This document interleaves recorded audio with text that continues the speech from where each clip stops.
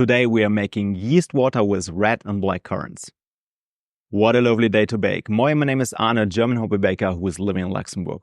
Welcome to my new series, Will It Ferment? Some time ago I've already made yeast water with apple. In the meantime I've baked several loaves of bread with this water and I'm always amazed how well it works. Now it was time for the next fruit, and because it was a season in the garden I decided to use red and black currants. Yeast water can be used as a leavening agent for bread, but you can also make great probiotic lemonades. In my next video, I'm showing you whether you can bake bread with it, so don't forget to subscribe to my channel. So let's get started. This is from Luxembourg with Loaf.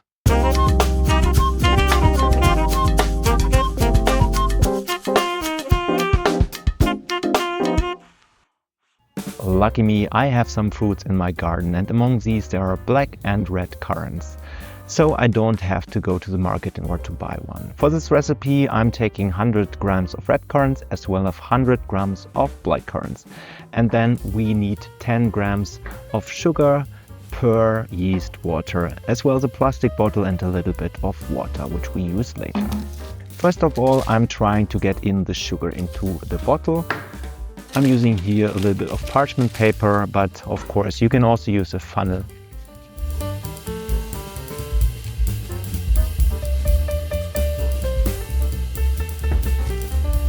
And then it's time to try to get the red currants into the bottle. I thought it would be way easier using that kind of trick, but in the end I messed it up.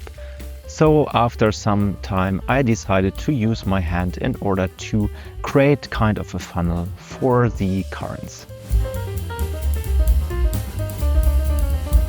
And then I repeated the step with the black currants as well.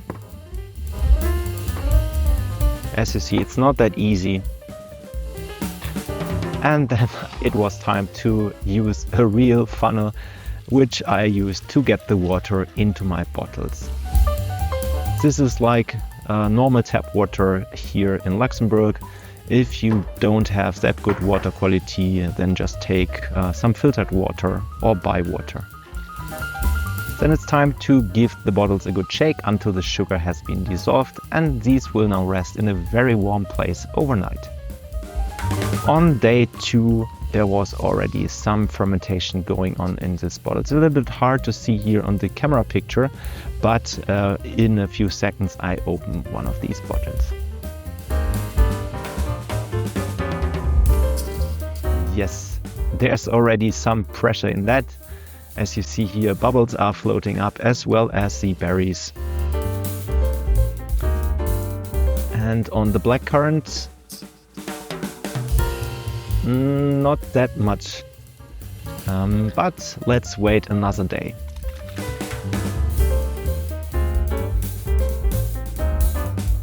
So on day 3 you see there's a lot of pressure already.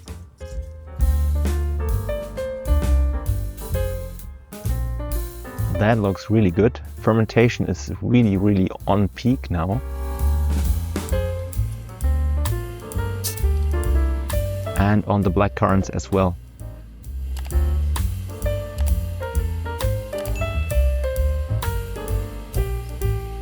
Basically what I'm doing, I'm opening the bottle twice per day, in the morning and in the evening, in order to reduce the pressure.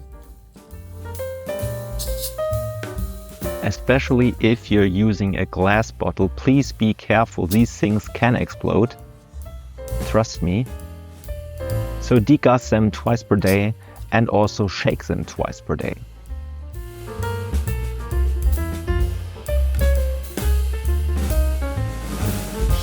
On day 4 you see that there is yeast in the bottom of the bottle. Here it's a little bit more visible. These white fields are actually yeast.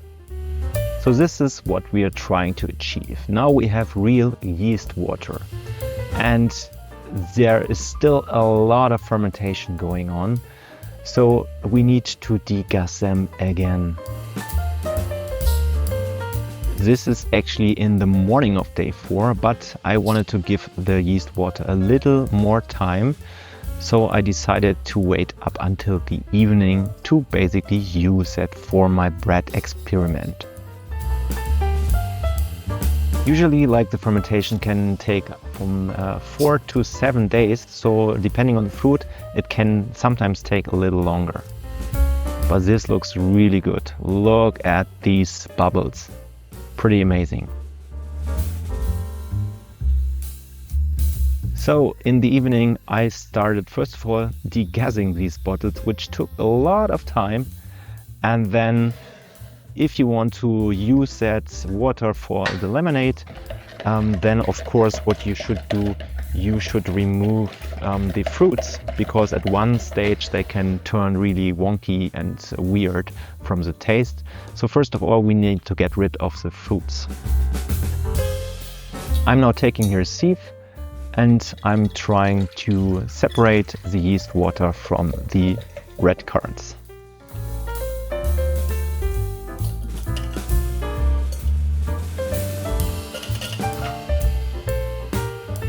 And try to shake all the fruits out of the bottle.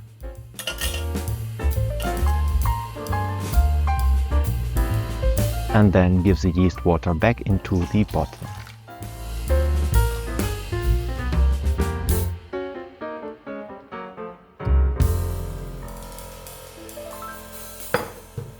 And then we are repeating the same process with the blackcurrant yeast water.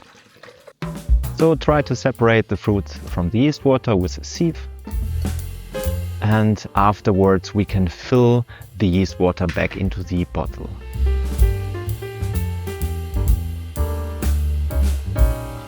You can now use the yeast water for making bread doughs with it, but you can also use that as a probiotic lemonade.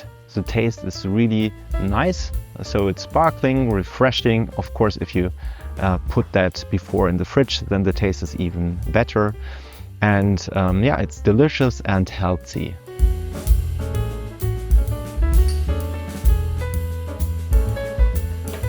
And then what we're now doing is the refreshment of the yeast water. By that I'm adding like a 10% sugar water into that.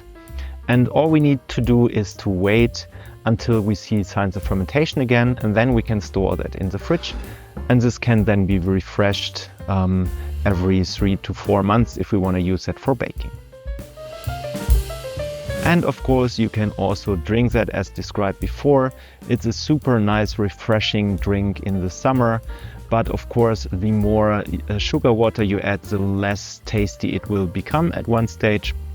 But of course, you can always add fruits to that and then ferment them with fruits. Enjoy!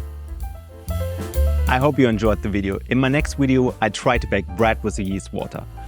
What kind of fruit have you already used to make yeast water? And which fruit should I try it with it? Write me a comment under my video. If you want to support me and my channel, please like this video, subscribe to my channel and turn on notifications so you don't miss my next videos. Thanks. I wish you a great day, Eddie, and goodbye.